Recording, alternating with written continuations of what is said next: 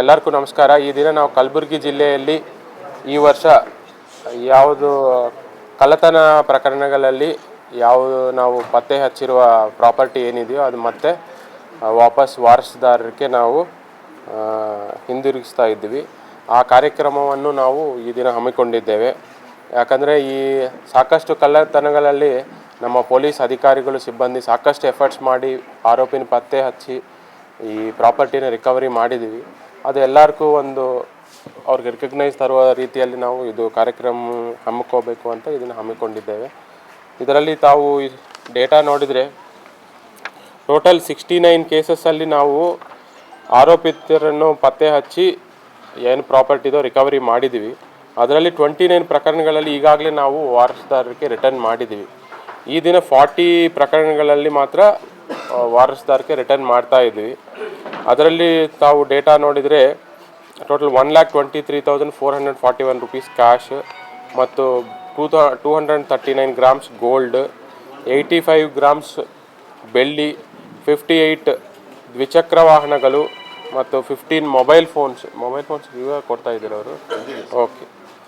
Motor pump set 2, Bolero pickup ವಾಹನ 1, auto rickshaw 1, ತೂಕದ machine 1. ಈಗಾಗಲೇ ನಾವು 29 ಪ್ರಕರಣಗಳಲ್ಲಿ ರಿಟರ್ನ್ ಕೊಟ್ಟಿದ್ವಿ. ಇದರಲ್ಲಿ 2,01,600 ರೂಪೀಸ್, 149 ಗ್ರಾಮ್ಸ್ ಗೋಲ್ಡ್, 230 ಗ್ರಾಮ್ಸ್ ಬೆಳ್ಳಿ, 30 ದ್ವಿಚಕ್ರ ವಾಹನಗಳನ್ನು. ಒಟ್ಟಾರೆ ಟೋಟಲ್ ನೋಡಿದರೆ ಈ 69 ಕೇಸಸ್ಸಲ್ಲಿ ನಾವು 3,25,041 ರೂಪೀಸ್ ರಿಟರ್ನ್ ಮಾಡ್ತಾ ಇದ್ದೀವಿ. 388 ಗ್ರಾಮ್ಸ್ ಗೋಲ್ಡು, 315 ಗ್ರಾಮ್ಸ್ ಬೆಳ್ಳಿ, 88 ದ್ವಿಚಕ್ರ ವಾಹನಗಳು, 15 mobile phones, 22 motor pump set, 1 pickup Bolero, 1 auto rickshaw, 1 ತೂಕದ ಮೆಷಿನು ಒಟ್ಟಾರೆ ಈ ವರ್ಷದಲ್ಲಿ ನಾವು ರಿಟರ್ನ್ ಮಾಡಿದ್ವಿ. ಇದು ಬಿಟ್ಟು ಈಗಾಗಲೇ ರೀಸೆಂಟ್ ಕಳೆದ 1 ತಿಂಗಳು ಮತ್ತು 2 ತಿಂಗಳಲ್ಲಿ ಇನ್ನೂ ಸಾಕಷ್ಟು 2 ವೀಲರ್ಸು ರಿಕವರಿ ಮಾಡಿದ್ವಿ, ಗೋಲ್ಡು ರಿಕವರಿ ಮಾಡಿದ್ವಿ. ಕೆಲವೊಂದು cattle theft 7 to 8 cases cattle theft, 11 HBT day HBT ಅಫೆಂಡರ್ಸ್ನು ಹಿಡಿದು ಅದರೆಲ್ಲ ರಿಕವರಿ ಮಾಡಿದ್ವಿ. ಅದೇನೆಂದರೆ ಕೋರ್ಟಲ್ಲಿದೆ, ಅದು ನಾವು ಮತ್ತು ಕೋರ್ಟಲ್ಲಿ ಹಾಕ್ಕೊಂಡು ರಿಲೀಸ್ ಮಾಡ್ಕೋಬೇಕಾಗುತ್ತೆ. ಅದು ರಿಲೀಸ್ ಮಾಡ್ಕೊಂಡಿದ್ಮೇಲೆ ಅದು ಮತ್ತೆ ವಾರಸುದಾರಕ್ಕೆ ಹಿಂದಿರಿಸ್ಕೋಬೇಕಾಗುತ್ತೆ. ಟೋಟಲ್ ನಮ್ಮದೆಲ್ಲ ಈ ಪ್ರಾಪರ್ಟಿ ಅಫೆನ್ಸ್ ಪತ್ತೆ ಮಾಡೋ ಕಾರ್ಯಾಚರಣೆ ಏನು ಅದು ಯಶಸ್ವಿಯಾಗಿ ನಡೀತಾ ಇದೆ. ಅದರ ಬಿಟ್ಟು ನಾವು ಈಗಾಗಲೇ ಪ್ರಿವೆಂಟಿವ್ ಮೆಜರ್ಸು ಸಾಕಷ್ಟು ಮಾಡ್ತಾ ಇದ್ವಿ. ಕೆಲವೊಂದು ರಿಕವರಿನೂ ಅದೇ ರೀತಿಯಲ್ಲಿ ಆಗಿದೆ ನಮಗೆ. ಸೊ ಅದರಿಂದ ನಮ್ಮ ಕಲಬುರಗಿ ಜಿಲ್ಲೆಯ ಎಲ್ಲ ಅಧಿಕಾರಿಗಳಿಗೆ ಮತ್ತು ಈ ಸಿಬ್ಬಂದಿಗಳಿಗೆ ನಾನು ಅಭಿನಂದನೆಗಳನ್ನು ಸಲ್ಲಿಸ್ತೇನೆ. ಅದು ಇಂಡಿವಿಜುವಲ್ ಅಲ್ಲಿ ಕೇಸಸ್ ಇದ್ದಾಗ ಅವ್ರು ಎಕ್ಸ್ಪ್ಲೈನ್ ಮಾಡ್ತಾರೆ ಕವರೇಜ್ ಇದ್ದಾಗ. ಸೊ ಯಾಕಂದರೆ ಟೋಟಲ್ 40 ಕೇಸಸ್ ಇದೆ. ಇಂಡಿವಿಜುವಲ್ ಕೇಸಸ್ಸು ತಾವು ಕವರ್ ಮಾಡಬೇಕಾದ್ರೆ ಅವ್ರು ಇಂಡಿವಿಜುವಲ್ ಯಾವ್ಯಾವ ಕೇಸಸ್ ಅಂತ ಎಕ್ಸ್ಪ್ಲೈನ್ ಮಾಡಿ. ಕಲಬುರಗಿ ಜಿಲ್ಲೆ ಎಲ್ಲ ಸ್ಟೇಷನ್ಸ್ದು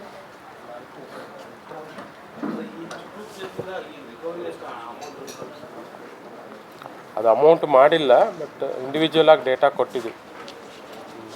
2 ವೀಲರ್ಸ್ ರಿಟರ್ನ್ ಮಾಡ್ತಾ ಇದ್ವಿ, 15 ಮೊಬೈಲ್ ಫೋನ್ಸ್ ರಿಟರ್ನ್ ಮಾಡ್ತಾ ಇದ್ವಿ, 2 ಮೋಟರ್ ಪಂಪ್ ಸೆಟ್ ರಿಟರ್ನ್ ಮಾಡ್ತಾ ಇದ್ವಿ, 1 ಬೊಲೆರೋ ಪಿಕಪ್ ವಾಹನ ರಿಟರ್ನ್ ಮಾಡ್ತಾ ಇದ್ವಿ, 1 ಆಟೋ ರಿಕ್ಷಾ, 1 ತೂಕದ ಮಿಷಿನ್ ರಿಟರ್ನ್ ಮಾಡ್ತಾ ಇದ್ವಿ. ಇದು ಈ ದಿನ ರಿಟರ್ನ್ ಮಾಡ್ತಾ ಇದ್ವಿ. ಯಾಕಂದರೆ 40 ಕೇಸಸ್ಸು ರಿಟರ್ನ್ ಮಾಡೋದು ಜಾಸ್ತಿ ಆಗುತ್ತೆ ಅಂತ ಎಲ್ಲ ಒಟ್ಟಿಗೆ ಡಿಸ್ಟಿಕ್ ಲೆವೆಲಲ್ಲಿ ಇಲ್ಲಿ ಮಾಡಬೇಕು ಅಂತ ನಾವು ಡೆಸಿಷನ್ ತೊಗೊಂಡು ಇವತ್ತು ರಿಟರ್ನ್ ಮಾಡ್ತಾ ಇದ್ದೀವಿ.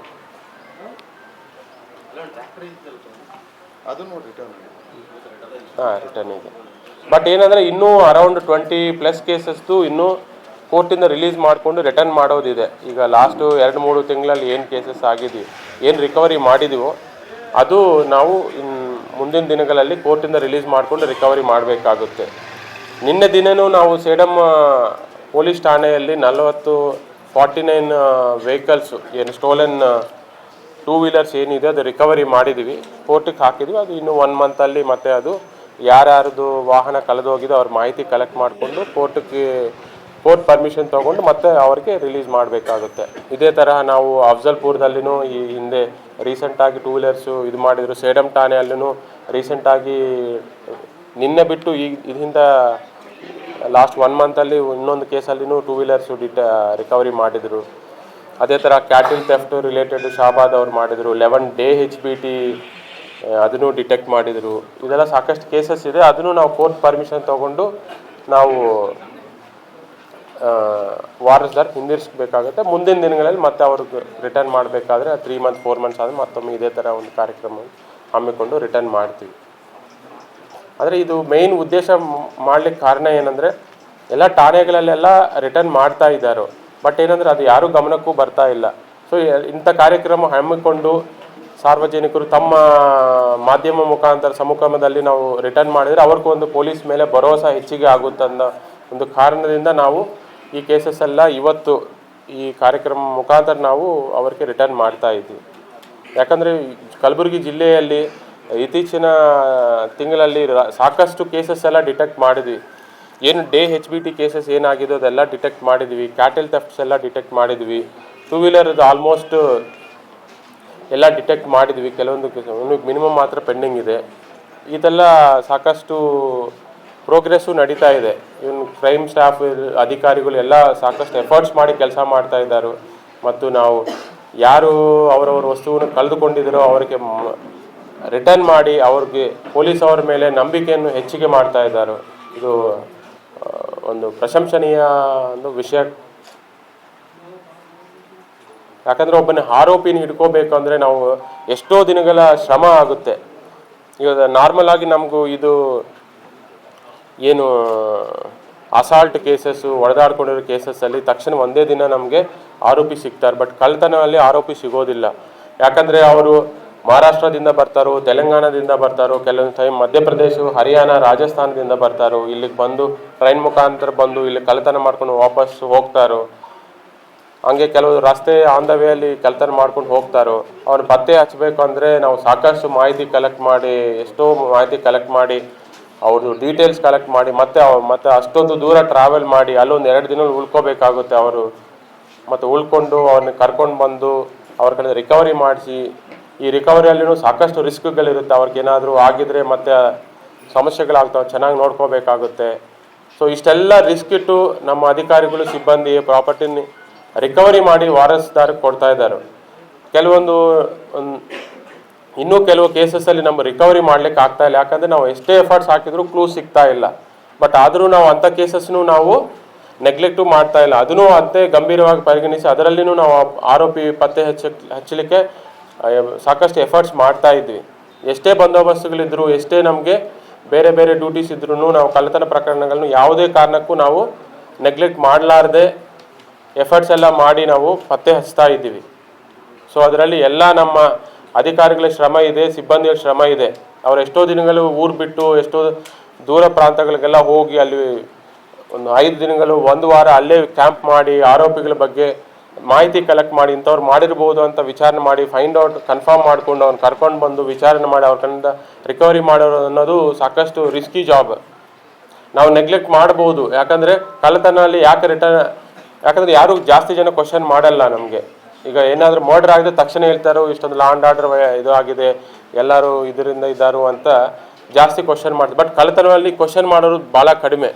ಮಾಧ್ಯಮದವರು ಕ್ವಶನ್ ಮಾಡ್ತಾರೆ, ಬಟ್ ಪಬ್ಲಿಕ್ಕು ನೀವು ಪತ್ತೆ ಮಾಡಿ ಕೊಡಿ ಅಂತ ಹೇಳ್ತಾರೆ. ಬಟ್ ಆದರೂ ನಾವು ಯಾವುದೇ ಕಾರಣಕ್ಕೂ ಅದು ನೆಗ್ಲಿಜೆನ್ಸ್ ಅಂತೂ ತೋರಿಸಿಲ್ಲ. ಬಟ್ ಅದನ್ನು ಕೋರ್ಟಿಗೆ ಹಾಕಿದ್ವಿ, ಅದು ರಿಟರ್ನ್ ಮಾಡಬೇಕು.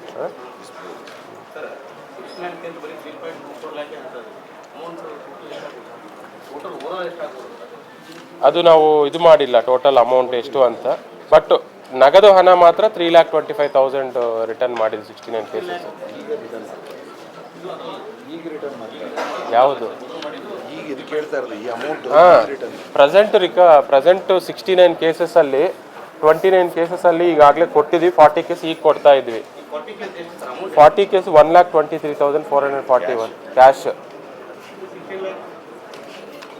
ಅದು ಇದು ಯಾಕೆ ಇಲ್ಲಿ ಕೊಟ್ಟಿದ್ರು ಅವ್ರು ರಿಟರ್ನ್ ಏನು ಕೊಡ್ತಾ ಇಲ್ಲ ಅದು.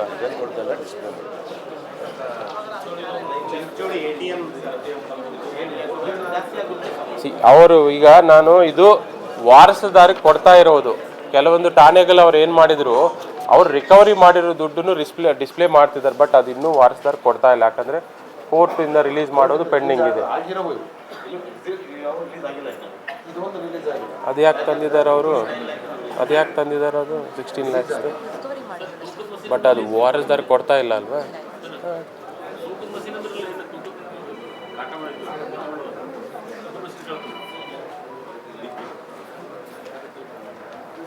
ಅದು ಪ್ರಾಪರ್ಟಿ ಅವರು ಒಂದು ಚೀಟಿಂಗ್ ಕೇಸಲ್ಲಿ 16 ಲಕ್ಷ ರಿಕವರಿ ಮಾಡಿದರು. ಅದು ಅವರು ಡಿಸ್ಪ್ಲೇ ಮಾಡಿದರು, ಬಟ್ ವಾರಸ್ದಾರಿಗೆ ಕೊಡ್ತಾ ಇಲ್ಲ ಅವರು. ಅದೇ ಅದಕ್ಕೆ ನಾನು ಅದು ಡಿಸ್ಪ್ಲೇ ಮಾಡಬಾರ್ದು ಅವ್ರು ತಂದಿದ್ದಾರೆ. ಬಟ್ ಇದು ಏನು ಕೊಡ್ತಾ ಇದನ್ನ ಪ್ರೆಸ್ ನೋಟ್ ಇದನ್ನೇ ಫೈನಲ್.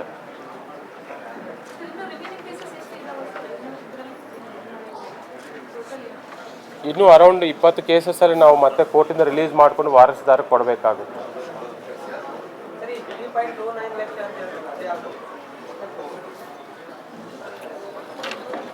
ಈಗ ನಾನು ಇದು ನಿಮ್ದು ಆಯ್ತಾ print electronic media? Okay. EBL cross ಹತ್ರ ನಿಂತಿದ್ದೀವಿ ಸರ್. ಇದು ಯಾಕೋ ಡೌಟ್ ಬಂತು ಸರ್. ಒಂದೇ ಲೈಟ್ ಇತ್ತು, ಪೂರ ಡ್ಯಾಮೇಜ್ ಆಗಿತ್ತು ಸರ್ ಜಾಗ. ಆದಮೇಲೆ ಅದನ್ನು ಕೈ ಮಾಡಿದೆವು, ನಿಂದಿಸಿದ್ದು ಸರ್. ನಿಂದಿಸೋ ಬಟ್ಟಿಗೆ ನಮ್ಗೆ ಡೌಟ್ ಬಂದು ಫಾಲೋ ಮಾಡಿದ್ವಿ ಸರ್. ಅದಕ್ಕೆ ಕೈ ಮಾಡೋಣ ನಿಂತಿಲ್ಲ ಸರ್ ಗಾಡಿ. ಮತ್ತು ಪುನಃ ಫಾಲೋ ಮಾಡಿದ್ವಿ ಸರ್. ಬ್ರಿಡ್ಜ್ ಬಲ್ಲಿ ನಿಂತಾಗ ಮಾಡೋದು ಸರ್. ಬ್ರಿಡ್ಜ್ ಇದೆಯಾ ಸರ್, ಬ್ರಿಡ್ಜ್ ಬಲ್ಲಿ ನಿಂತಾಗ ಮಾಡಿದ್ರೆ ಮತ್ತೆ ಸ್ಪೀಡ್ ಹೊಡೆಯೋಕ್ಕೆ ಚಾಲೂ ಮಾಡೋದು ಸರ್. ಮತ್ತು ನಾವು ಫಾಲೋ ಮಾಡಿದ್ವಿ ಸರ್. ಫಾಲೋ ಮಾಡಿದ್ಮೇಲೆ ಅಲ್ಲಿ ಶಂಕರವಾಡಿ ಅಂತ ಊರು ಬರುತ್ತೆ ಸರ್. ಅಲ್ಲಿ ಸ್ವಲ್ಪ ಒತ್ಕೋತು ಒಳಗೆ ಒತ್ತೇವೆ ಸರ್ ಗಾಡಿಗೆ. ನಾವು ಸ್ವಲ್ಪ ರನ್ನಿಂಗ್ದಾಗೆ ಒತ್ತು ನಾವು ಹಾಲ್ಟ್ ಮಾಡ್ತೇವೆ ಸರ್. ಹಾಲ್ಟ್ ಮಾಡಿದ್ರೆ ಕೇಳ್ದೇವು ಸರ್, ಎಲ್ಲಿಗೆ ಬಂದು ಯಾಕೆ ಡ್ಯಾಮೇಜ್ ಆಗೋದು ಕೇಳೋಣ ಸರ್. ಅವ್ರಂದ್ರು ಇಲ್ಲ ನಾವು ಕುಸ್ನೋದಾಗ ಡಿವೈಡರ್ ಕೂತು ಬಂದಿದ್ವಿ ಅಂತಂದ್ರು. ನಮ್ಗೆ ಡೌಟ್ ಬಂದು ಸರ್. ಡೌಟ್ ಬಂದಮೇಲೆ ನಾನು ಕಂಟ್ರೋಲ್ ರೂಮಿಗೆ ಫೋನ್ ಮಾಡ್ತೀನಿ ಸರ್. ಹಿಂಗೆ ಗಾಡಿ ಸಿಕ್ಕಿದೆ ಸರ್, ನನಗೆ ಡೌಟ್ ಇದೆ, ಸಿಟಿದಾಗ ಕೇಳ್ಕೊಳ್ಳಿ ಸರ್ ಅಂತಂದೆ. ಕಂಟ್ರೋಲ್ದವ್ರು ಏನು ಮಾಡಿ ಸರ್, ಸಿಟಿದವ್ರಿಗೆ ಕೇಳ್ಬಿಟ್ಟು ಅವರು ಆಕ್ಸಿಡೆಂಟ್ ಆಗಿದೆ, ಆ ಗಾಡಿ ನಿಲ್ಲಿಸ್ರಿ ಅಂತಂದ್ರೆ ಸೀರಿಯಸ್ ಅದ ಅಂತಂದ್ರೆ ಸರ್. ಮತ್ತು ನಾನು ನಮ್ಮ ಶಾಬಾದ್ ಪೊಲೀಸ್ ಸ್ಟೇಷನ್ಗೆ ತೊಗೊಂಡು ನಾವು ರಾತ್ರಿ ಇಬ್ಬರೇ ಇದ್ದೆ ಸರ್. ಸರ್ ಹೀಗಾಗಿದೆ, ಇಲ್ಲಿ ಯಾರಿಗೆ ಕಳಿಸ್ರಿ ಅಂದ್ರೆ ಮತ್ತು NRC ಸಾತ್ಲಿಂಗಪ್ಪ ಸರ್ ಅವ್ರು ಬಂದರು ಸರ್. ಬಂದಮೇಲೆ ಮತ್ತು ನಾವು DSP sir, city DSP sir ಮಾತಾಡ್ತೀವಿ ಸರ್ ಫೋನಲ್ಲಿ. ಅವ್ರು ಆಯ್ತು ರೀ, ಅವ್ರು ಇಟ್ಕೊಂಡು ಕೂಡ್ರಿ, ನಾವು ಬರ್ತೀವಿ ಹಾಫ್ ಆನ್ ಅವರ್ನಲ್ಲಿ. ಸರ್ ಬಂದು ಸರ್ DSP ಸರ್ ಹ್ಯಾಂಡಲ್ ಮಾಡ್ತೀವಿ ಸರ್.